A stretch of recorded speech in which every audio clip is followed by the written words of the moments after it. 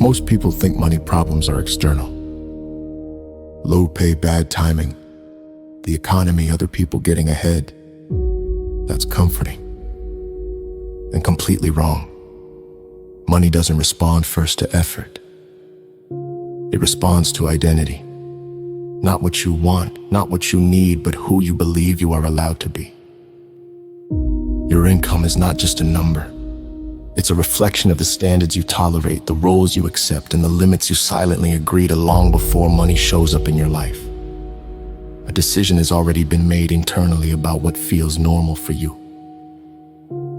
And that decision shapes everything. People don't earn what they desire.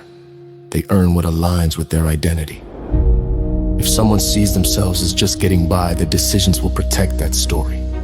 If someone sees themselves as the responsible one, they will avoid risks that threaten that identity, even if those risks could improve their financial situation.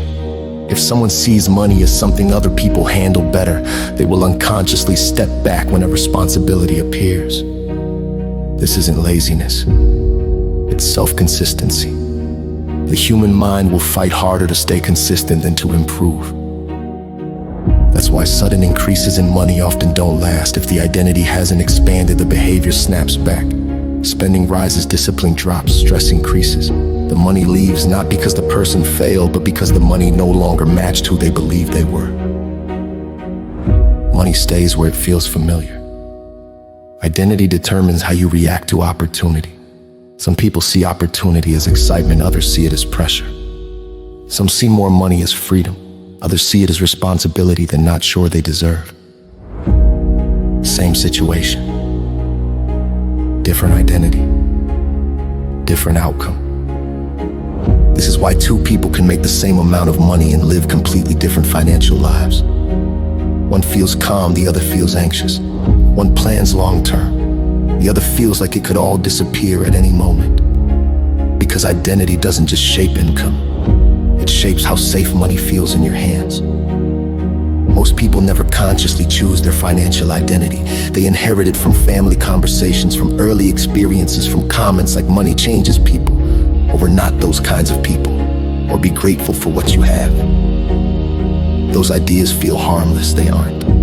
They quietly define the ceiling. If your identity is built around survival, money becomes something to protect. If your identity is built around growth, money becomes something to direct. And here's the uncomfortable part. Your identity is reinforced daily by small decisions. Do you negotiate or avoid discomfort? Do you track or ignore? Do you plan or hope? None of these are about intelligence, they're about who you believe yourself to be. People who increase their income sustainably don't magically become smarter. They become more aligned. Their actions start matching a new self-image. Someone who can handle responsibility, delay emotion, and think beyond immediate relief. They stop asking, can I afford this? And start asking, does this fit who I'm becoming? That shift alone changes how money moves through your life. Identity also determines patience. Short-term thinkers often aren't impatient. They just don't see a future version of themselves worth investing in. Long-term thinkers act differently because their future self feels real to them. Money follows that relationship.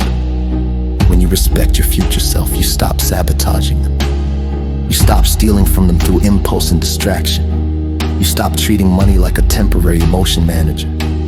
You start treating it like a tool, and tools behave differently depending on the hands that hold them. If your identity is reactive, money feels chaotic. If your identity is deliberate, money feels structured. This is why motivation alone doesn't work. Motivation pushes behavior temporarily. Identity pulls behavior permanently.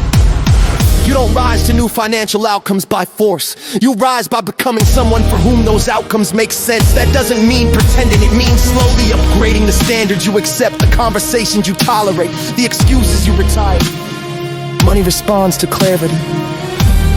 Clarity comes from identity. So if there's one question worth sitting with, it's not how do I make more money? It's this: what kind of person would naturally handle more money well? And what would they stop doing today? Because once identity shifts, behavior follows. And once behavior follows, money eventually catches up. Not loudly, not instantly, but reliably. That's how real change happens.